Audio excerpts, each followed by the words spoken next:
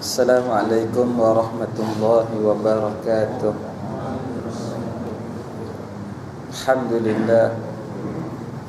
Alhamdulillahilladzi lam yattakhidh walada wa lam yakul lahu syarikun fil mulk wa lam yakul lahu waliyyun minadh dhilli wa kabbirhu takbira. Asyhadu an la ilaha illallah wahdahu la syarika lah wa asyhadu anna Muhammadan abduhu wa rasuluh. Allahumma salli wa sallim wa barik ala sayyidina Muhammad wa ala alihi wa sahbihi wa sallim taslima. Allahumma rabbana syrah lana sudurana wa yassir lana umurana wahlul 'uqdatam min alsinatina yafqahu aqwalana. Subhanaka la 'ilma lana illa ma 'allamtana innaka antal alimul hakim. Wala haula wala quwwata illa billahil aliyyil azim. Amma ba'd. Kita sambung kembali bicara kitab pengajian kita. Kebetulan cuti pada pagi ni. Selangor menang lawan Kedah tak? 2-0. Betul tak? Kebetulan cuti, kita ambil inisiatif buat kuliah, dan kita cadang pada pagi ni kita sambung bicara kitab Misbahul Munir. Sambung di muka surat 16, 15, 13. Ya ke 13? 13. Bermula segala perkara yang wajib. Okey, baik. Kita masih lagi berada di dalam huraian berkait dengan huraian yang kelima pada menjelaskan ilmu usuluddin. Dalam sesi pengajian yang lepas, kita telah menceritakan dalam bab pengajian akidah ini, yang pertama mesti seseorang itu ketahui secara berdalil. Tidak boleh dia main ikut-ikut, tak boleh dia main turut-turut. Sebab ikut-ikut ataupun turut-turut macam tu orang panggil taklid. Bila taklid dalam bidang akidah, taklid tu sendiri diperselisihkan oleh ulama. Tetapi pendapat yang muktamad mengatakan iman dia sah, cuma dia berdosa sahaja. Pasal apa? Pasal dia tidak belajar untuk mengetahui dalil di atas apa yang dia iktikad di dalam hati. Maka kita ambil atas jalan selamat. Kita belajar ni, belajar biar tahu, biar reti akan dalil-dalil dia. Dan last kali hari tu kita punya kuliah, kita bahas berkait dengan dalil. Dalil bahagi pada berapa dah? Jangan tengok nota. Nah, dalil ni pecah bahagi pada dua. Yang pertama dalil ijmali, yang kedua dalil tafsili. Dalil ijma' ni dalil secara keseluruhan, secara borong. Yakni seseorang itu dia mengetahui dan dia reti sekadar untuk diri dia sahaja. Dia nak hurai, dia nak sebut pada orang, dia tak pandai. Maka tu orang panggil dalil ijmali. Orang tanya kepada dia, kamu kenal ke tidak Tuhan? Kenal, bapa tak kenalnya. Lagu mana Tuhan tu? Aku nak royak, nak bagi tahu, nak cerita, aku tak pandai. Tapi untuk diri aku ni, aku kenal Tuhan ni satu zat yang tak serupa dengan siapa-siapa. Maka memadalah dalil setakat tu. Dah, yakni dalil dia reti, dia faham untuk diri dia. Nak cerita pada orang tak pandai, tak apa. Cukup sekadar tu je, hak wajib. Yang kedua adalah orang yang tahu secara dalil tafsili, yakni secara terperinci. Bukan sekadar dia tahu untuk diri dia, dia pandai juga nak hurai, nak sebut kepada orang, siapa orang boleh faham daripada apa yang dia sebut. Maka yang tu kewajipan, wajib kifayah. Yakni dia sebut hari tu wajib kena ada sekurang-kurang seorang pada jarak yang boleh buat jamak dan qasar. Iaitu dia sebut wajib pada tiap-tiap masafatun qasri, yakni perjalanan yang harus qasar. Ada seorang sekurang-kurang yang mengetahui akan dia, akan dalil tafsili. Maka jikalau tidak ada yang mengetahui dalil tafsili itu, berdosalah semuanya. Maka ambil faham daripada sini, dalil tafsil tu maksudnya benda yang mendalam, benda yang tinggi. Yang tu tak wajib pada semua orang. Wajibnya dalam tempoh jarak yang boleh buat qasar, kena ada sekurang-kurang seorang. Macam saya buat nisbah hari tu, daripada Bukit Antarabangsa nak pergi ke belah selatan, sampai dekat Melaka ke, sampai dekat Air Keruh ke. Kalau daripada Bukit Antarabangsa sampai Air Keruh tu sudah boleh buat jamak dan qasar, maka dalam tempoh perjalanan jarak ni sekurang-kurang kena ada seorang yang tahu bab dalil tafsir. Tetapi yang wajib fardu ain kepada semua orang sekadar mana? Sekadar dalil ijma'. Yakni kalau tanya pada dia, dia reti sekadar diri dia. Maka dalam bab akidah nak situ je. Orang tanya kenal ke tidak Nabi? Kenal, apa tak kenalnya? Lagu mana Nabi tu cuba cerita sikit. Nak cerita lebih-lebih tak pandai kita Moga kita ngaji sikit je. Tapi kita tahu kata Nabi ni manusia pilihan Tuhan. Tak ada orang pun layak jadi Nabi dengan jalan usaha. Dia warak macam mana, dia soleh macam mana, dia puasa sunat banyak macam mana, semayang malam kuat macam mana, tak naik martabat jadi Nabi. Pasal apa? Pasal jadi Nabi itu dengan asbab pilihan Allah, bukan boleh usaha. Maka cukuplah reti setakat tu. Tapi kalau dia pandai cerita lebih, dia pandai Nabi ni begini, tu kira kata lebih dia lah. Kalau lebih lagi tu, ustaz tak mari dia boleh naik depan kata ustaz. Pasal boleh cerita lebih dah. Maksudnya dia ni bukan sekadar duduk pada peringkat awam, dia naik kepada peringkat faqih, peringkat nak takhassus, peringkat nak reti secara lebih mendalam dalam bidang masing-masing. Tapi bagi kita orang awam, cukuplah mengetahui sekadar fardu ain itu sahaja. Baik. Kemudian kita akan sambung pada pagi ini bicara berkait dengan sifat-sifat Allah Ta'ala. Cuma tak masuk perbahasan sifat lagi. Dia cuma buat gambaran kepada kita supaya kita nampak lagi terperinci. Baik. Bermula segala perkara yang wajib. Muka surat 13. Muka surat 13 perenggan yang kedua, dekat tengah-tengah tu, bawah sikit. Bermula segala perkara yang wajib. Perkara tu maksud dia sifat kesempurnaan. Ataupun bahasa Arab panggil sifat kamalat. Sama je. Sama ada sifat kesempurnaan, sama ada sifat kamalat, sama ada sifat yang wajib bagi Allah. Sama je. Tu. Bermula segala perkara yang wajib ataupun segala sifat kesempurnaan yang wajib bagi Allah, yakni yang tentu sungguh bagi Allah Ta'ala, yang wajib atas tiap-tiap mukallaf, laki-laki ataupun perempuan, mengetahui serta mengaku dengan tentu sungguh di dalam hati mereka, yakni hati tiap-tiap mukallaf. Wajib kita tahu, wajib kita iktikad di dalam hati segala sifat kesempurnaan Allah itu amat banyak. Banyaknya sini sehingga tiada dihingga akan dia. Tiada dihingga ni tak ada siapa-siapa boleh hitung banyak mana.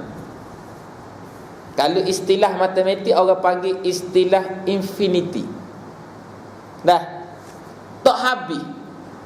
Maka sifat kesempurnaan bagi Allah ni terlalu banyak. Banyaknya siapa tak ada siapa-siapa boleh nak hitung. Tak ada siapa-siapa boleh nak hingga. Dalam kitab dia sebut dihingga. Dihingga tu maksud dia dihitung, dibilang satu-satu. Nak bilang siapa apa, tak ada siapa-siapa boleh bilang, tak ada siapa boleh hitung, tak ada siapa boleh hingga, melainkan Allah jua. Hanya Allah yang tahu berapa banyak segala sifat kesempurnaan bagi Allah. Cuma ulama diambil atas jalan umum, mengajar kepada orang awam yang tak faham Quran, yang tak faham hadis, maka dia sebut mana-mana sifat yang baik, sifat itu milik Allah. Sebutlah gapo pun. Pagi ni lebih kurang berapa orang ni? 10, 20, 30 orang, tiap-tiap seorang sebut satu, dapat 30 sifat. Asalkan tiap-tiap satu sebut sifat baik, semua sifat Allah lagu. Hak ni sebut adil, hak ni kata baik hati, hak ni kata pemurah, hak ni kata pemaaf, hak ni kata penyayang, hak ni kata gapo lagi. Sebutlah 30 orang sebut 30 sifat yang berbeza, baik belaka sifat tu milik Allah. Boleh faham ke tidak? Tak faham, saya pun tak faham. Dah, banyak mana tu? Terlalu banyak, tak ada siapa-siapa boleh hingga, melainkan Allah jua. Pagi ni sebab bukan pada jadual tetap dia, kita buat sesi kuliah sekejap, kita buka soalan. Bab tauhid, bab sifat 20. Takut tak faham manalah sepanjang duk ngaji sampai muka surat pertama sampai muka surat 13. Dah, baik. Maka situ letak duduk satu duduk. Dah, atas jalan umum satu habis. Maka wajib mengaku di dalam hati mereka itu, mereka tiap-tiap mukallaf, kita mengaku, kita tasdik, kita yakin di dalam hati dengan sungguh semuanya segala sifat kesempurnaan tadi bagi Allah Ta'ala, wajib bagi Allah. Dah habis. Dan segala lawan bagi yang wajib itu, kalau lawan kepada sifat wajib, lawan dia apa? Sifat mustahil. Lawan kepada tinggi rendah, itulah. Lawan kepada sifat wajib, sifat mustahil. Dah, maka dia sebut tadi, dia kata segala sifat kesempurnaan bagi Allah terlalu banyak. Tak ada orang yang tahu melainkan Allah. Habis dah segala sifat kesempurnaan. Ni masuk dan segala sifat yang mustahil ataupun segala sifat kekurangan. Bahasa Arab sebut sifat naqais. Biarlah tak payah pedulilah hak bahasa Arab tu, ambil hak bahasa Melayu. Segala sifat kekurangan, segala sifat yang mustahil bagi Allah juga, yakni daripada segala perkara yang mustahil, yakni perkara yang tentu tidak atas Allah Ta'ala, yang wajib atas tiap-tiap mukallaf mengaku di dalam hati mereka itu dengan tentu tidak semuanya, semua yang mustahil, semua sifat kekurangan itu pun amat banyak juga. Serupa ya. Banyak tak banyak tu, siapa tak ada siapa-siapa boleh hitung melainkan Allah. Segala sifat kekurangan bagi Allah, bukan bermaksud segala sifat kekurangan bagi Allah tu banyak menjadikan kita kata Tuhan banyak sifat kekurangan, bukan. Yakni segala sifat kekurangan yang mustahil nak sandar sifat ni bagi Allah, mustahil. Atas jalan umum, mana-mana sifat yang buruk, mana-mana sifat yang buruk, yang hodoh, yang negatif, maka sifat tu mustahil kita nak sandar ada pada Tuhan. Sekali lagi buat contoh, 30 orang, seorang mari tambah 31. Kalau macam Kedah, daripada sebelah jadi 10 pasal kena kad merah. Tak tengok wala. Tak tengok orang sini wala. Penjaga gua Kedah kena kad merah. Keluar masuk kaki penjaga gua simpanan. Daripada sebelah jadi 10. 31 orang sebut satu seorang sifat hak buruk. Hak ni sebut kedekut, hak ni sebut pemarah, hak ni sebut bengih, hak ni sebut gapo lagi. Maka 31 hak sebut tu, hak buruk belaka, nak sandar sifat tu bagi Allah mustahil. Boleh faham ke tidak ni? Sela-sela dah ngajar tu. Saya rasa saya tak pernah memberikan perhatian yang lebih melainkan pada surah ni. Rasanya lah dalam sebulan saya duduk kuliah, kalau ada jemputan kadang-kadang rasa melainkan musyakkah sangat, atau nak balik kampung kau ada urusan tempat lain, kau memang janji dengan orang kuliah tempat lain kau. Baik. Kemudian dia sebut di sini, pun amat banyak juga habis itu. Tetapi ada perkataan tetapi. Bila ada perkataan tetapi, orang panggil ada pengecualian hak dia cuba nak hurai. Tetapi yang wajib atas tiap-tiap mukallaf, sama ada laki-laki ataupun perempuan, mengetahui serta mengaku sungguh di dalam hatinya, hati tiap-tiap mukallaf, dengan bilang satu-satu. Buat garisan pada kalimah bilang satu-satu. Kalimah bilang satu-satu ni sama erti dengan maksud tafsil. Hak kita bincang dalil tafsir tu. Dalil tafsil. Apa maksud tafsil? Bilang satu-satu, hurai satu-satu. Yakni daripada tadi kita bincang segala sifat kesempurnaan Allah banyak, segala sifat kekurangan yang mustahil bagi Allah pun banyak. Daripada banyak tu kita nak hurai satu-satu, nak hurai kecil. Berapa? Dia sebut sini 20 sifat. Orang tanya soalan biasa yang famous, pasal apa 20 Ustaz? Dah banyak tu, pasal apa 20? Tak boleh 300. Mu nak ngaji banyak 300. Tanya nak 300. 20 tu pasal 20. Tiap-tiap satu daripada 20 ada sandaran dalam Quran. Sebab kalau ulama hurai satu-satu benda tidak bersandar pada Quran, orang akan fitnah ulama. Lah kan Islam ni ikut Quran, ikut hadis. Yang kamu buat satu benda tak ikut Quran, tak ikut hadis ni pasal apa? Dalam duk ikut Quran, duk ikut hadis pun ada lagi fitnah. Kata sifat 20 ni bid'ah, sesat, syirik. Betul ke tidak? Pasal alasan tak ada zaman Nabi. Zaman Nabi mana ada duk sifat 20? Dia ulama bukan bahas dari segi apa nama ni, dari segi manhaj. Yang ulama bahas maqasid dia membawa kepada manusia boleh kenal Allah, boleh kenal Nabi, boleh kenal benda gaib, boleh kenal bab makhluk. Maka cara nak kenal Allah, nak kenal Rasul, ada ulama buat metodologi sifat 20.